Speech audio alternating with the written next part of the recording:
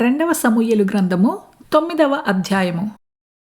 యోనాతానును బట్టి నేను ఉపకారము చూపుటకు సౌలు కుటుంబములో ఎవడైనా కలడాయని దావీదు అడిగెను.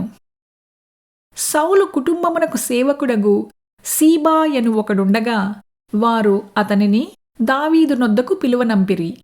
రాజు, సీబావు నీవే కదా అని అడుగగా అతడు, నీ దాసుడనైన నేనే సీబాను అనెను. రాజు, యెహోవా నాకు దయచూపినట్లుగా నేను ఉపకారము చెయ్యుటకు సౌలు కుటుంబములో ఎవడైనా ఒకడు శేషించియున్నాడా అని అతనినడుగగా, సీబా, యోనాతానుకు కుంటికాళ్ళు గల కుమారుడొకడున్నాడని రాజుతో మనవి చేసెను.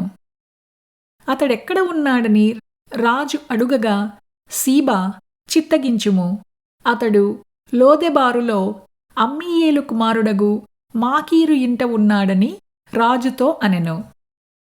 అప్పుడు రాజైన దావీదు మనుష్యులను పంపి లోదెబారులోనున్న అమ్మీయేలు కుమారుడగు మాకీరు ఇంట నుండి అతని రప్పించెను. సౌలు కుమారుడైన యోనాతానునకు పుట్టిన మెఫీబోషెతు దావీదు నొద్దకు వచ్చి సాగిలపడి నమస్కారము చెయ్యగా దావీదు మెఫీబోషెతు అని అతని పిలిచినప్పుడు అతడు, చిత్తము, నీ దాసుడనైన నేనున్నాను అనెను.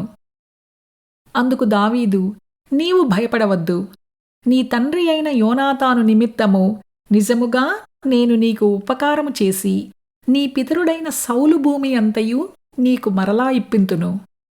మరియు నీవు సదాకాలము నా బల్ల యొద్దనే భోజనము చేయుదువని సెలవీయగా అతడు నమస్కరించి, చచ్చిన కుక్క వంటి వాడనైన నా ఎడల నీవు దయచూపుటకు నీ దాసుడనగు నేను ఎంతటి వాడను అనెను.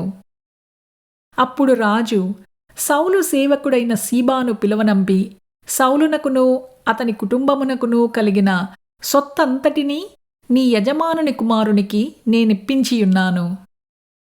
కాబట్టి నీవును నీ కుమారులును నీ దాసులును అతని కొరకు ఆ భూమిని సాగుబడి చేసి నీ యజమానుని కుమారునికి భోజనమునకై ఆహారము కలుగునట్లు నీవు దాని పంట తేవలెను.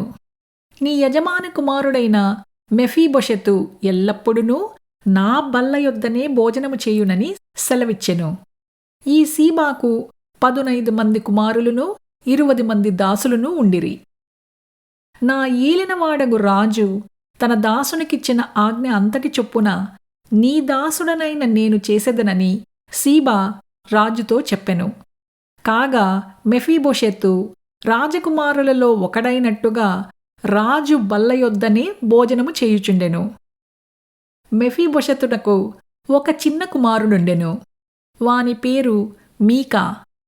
మరియు సీబా ఇంటిలో కాపురమున్న వారందరూ మెఫీబోషెతునకు దాసులుగా ఉండిరి. మెఫీబోషెతు యెరూషలేములో కాపురముండి సదాకాలము రాజు బల్ల యొద్ద భోజనము చేయుచుండెను. అతని కాళ్ళు రెండును కుంటివి.